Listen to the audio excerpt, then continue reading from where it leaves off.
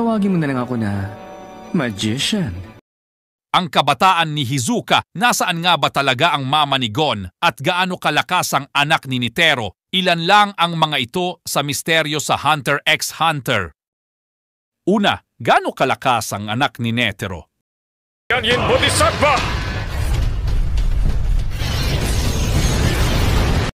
Ito ngayon ay nagpasiklab sa current chapters ng Hunter x Hunter pero hindi pa rin natin alam kung gaano ba nga talaga siya kalakas given na anak siya ni Netero. Malalaman natin ito sa mga susunod na chapters.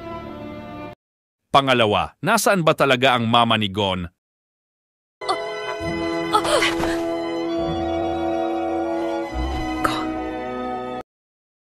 Lagi na lang umiikot ang kwento tungkol sa papa niya na si Ging Freaks, pero hanggang ngayon ay wala pa rin nababanggit patungkol sa mama niya. Huwag niyo sasabihin na si Mito. Pinsang buo ito ni Ging Freaks, Mariosep.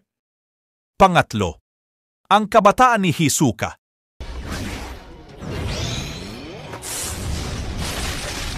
Nasalubong lahat.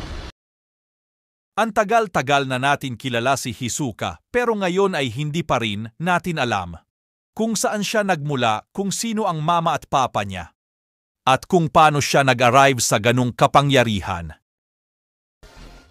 Hindi rin mahalaga kung alam mo ang kapangyarihan ko.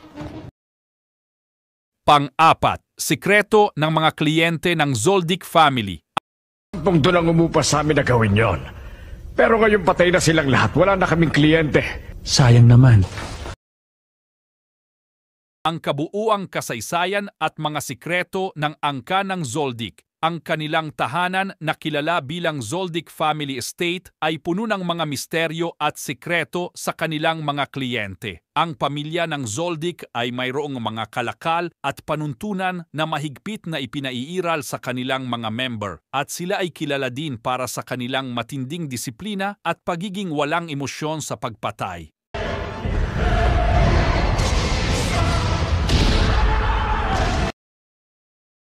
Panglima, ang laban sa pagitan ni Silva at Crollo Lucifer.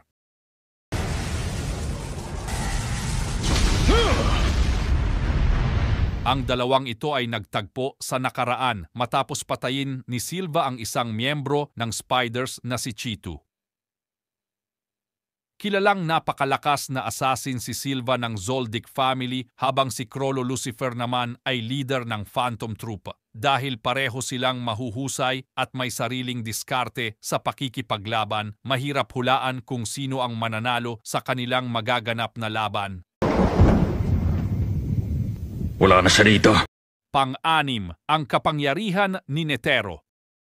Ilan ng lahat. Halos hindi siya nasugatan. Hindi ko yun inasa. Napakahusay mo. Karapat dapat kang purihin.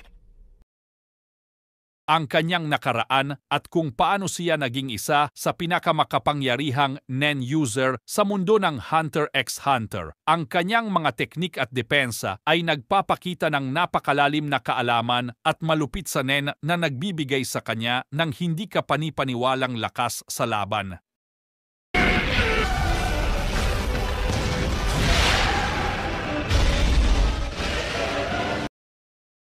Pang-pito, ang muling pagkabuhay ni Kite na maging Chimera Ant.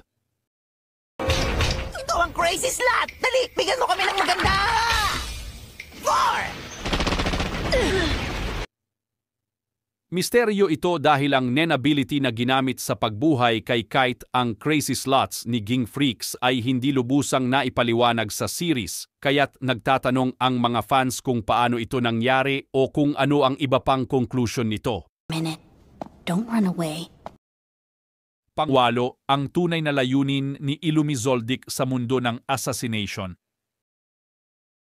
Si Illumi ay isa sa mga karakter sa Hunter x Hunter na nagpapakita ng mga pagkakaiba at kakaibang pananaw sa mundo ng assassination.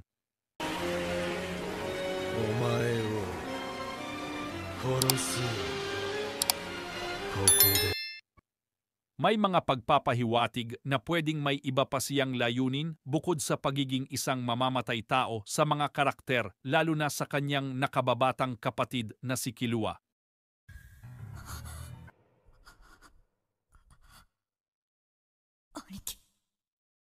Pangsiyam, ang pagkatao ni Kurapika. 28 villagers were killed, and next to their bodies was a note thought to have been left by the killers.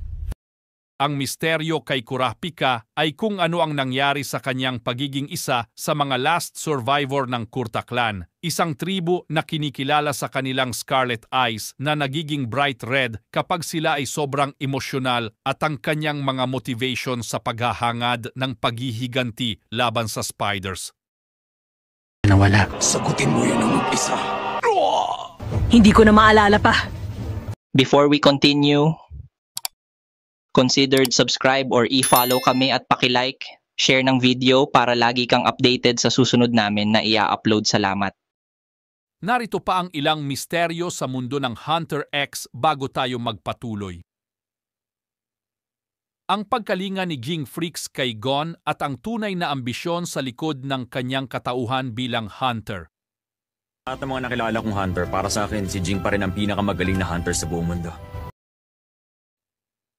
Ang definisyon ni Crollo Lucifer ng pagiging leader niya sa Phantom Troop at ang misteryo sa kanyang puso. Inyo dyan, ha? Papatulong ko ba? Huwag mo na pansinin. Huwag mo na lang tignan. Ang tunay na ambisyon ni Hisoka Moro at ang nagtulak sa kanya na magpanggap na member ng Spider.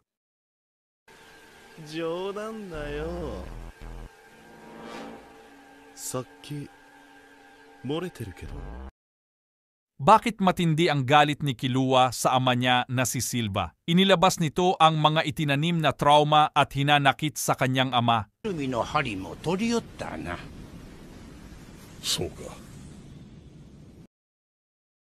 Pang-10, ang pagkatao ni M. Huwag ka muna malalagutan ng hininga hanggat hindi pa ako nagtatagumpay. Ang kaniyang pagkatao bilang isang royal ant king na hindi nakakaunawa sa kahalagahan ng tao. Pero sa mga pag-uusap sa laban niya kay Komugi, unti-unti nito na natutunan magmahal at maintindihan ang halaga ng buhay.